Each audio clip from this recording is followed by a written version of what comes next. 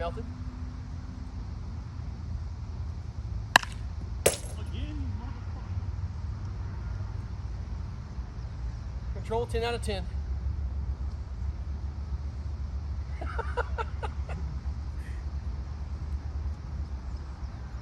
Well, he's picking those up.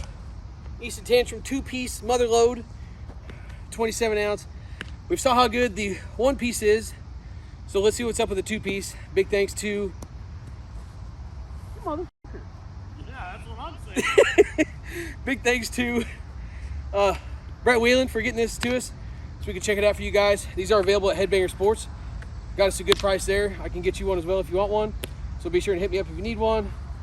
Here's the compression while this thing was fresh out of the wrapper. I ain't gonna lie, I messed up when I tested it in the wrapper and it didn't come out right, so I had to redo it. But here's the compression. Fresh out of the wrapper, no swings on it. Hitting a mixed bag of balls, mostly hard stuff, the occasional 52. Hitting on an absolute monster of a ball field here, so don't expect a bunch of home runs today. But we're gonna do our best. God damn. Alright, what's up you mother truckers? BP Hero back at you here. And coming at you today with the 2023 Easton Tantrum Motherload. Big thanks to Brett Whelan for getting us this so we could check it out for you guys. These are available at headbangersports.com. I was able to get him a really good price on this thing, and he was willing to let us do a review on it, so here we are swinging this thing. We're out here at Boonville High School in Boonville, Missouri, and hitting on the freaking polo grounds, basically. 320 in the left field corner, and then quickly shoots out to 330, 345 in the gap, and 380 in center field. This is not going to be a home run derby video. I'm not a home run hitter. Brian and Kai are big, strong boys, but you boys not. So if you're here for home runs, I guess go watch Bat Bros. I don't know what else to tell you. 85-degree day, and the air was stagnant. Actually, no wind for once. Would have been nice to have a little bit of a breeze at our backs here, but you know, why would you have something like that on a day when you're hitting on the polo grounds? Hitting a mixed bag of balls, mostly hard stuff. Dudley Thunder Z and Pro-Ms, BP Rockets, that kind of thing. Handful of 52s mixed in there. And the thing was brand new when we got our day started.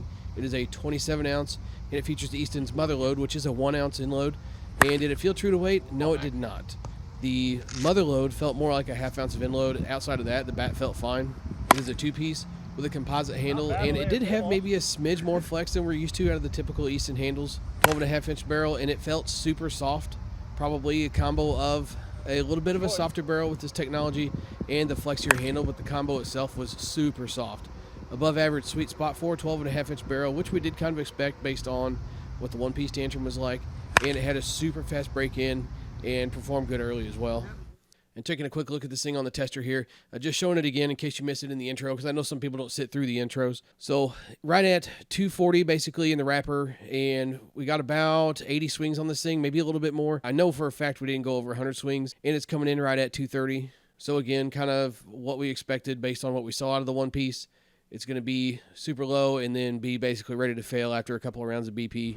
But make no mistake, these are game-ready bats out of the wrapper. If you're playing somewhere that needs a test, I honestly don't even think you need to put any swings on them. There are some bats that will test low and still need a handful of swings just to get them woke up. I mean, this thing was pissing fire from swing 1.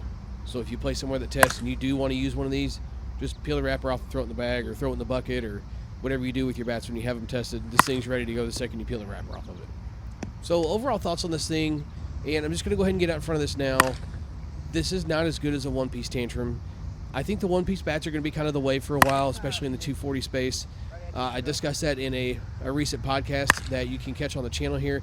I'm not going to get too far into that in this video, but I do think it's just a 1-piece over 2-piece thing right now.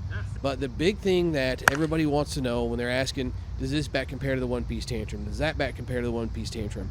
It's not so much that the 1-piece Tantrum outperformed everything. It's the ability to consistently perform. This bat was still able to consistently perform well, but the 1-piece Tantrum was just different in the regard of being able to just hit every single ball hard, no matter what kind of swing you put on it.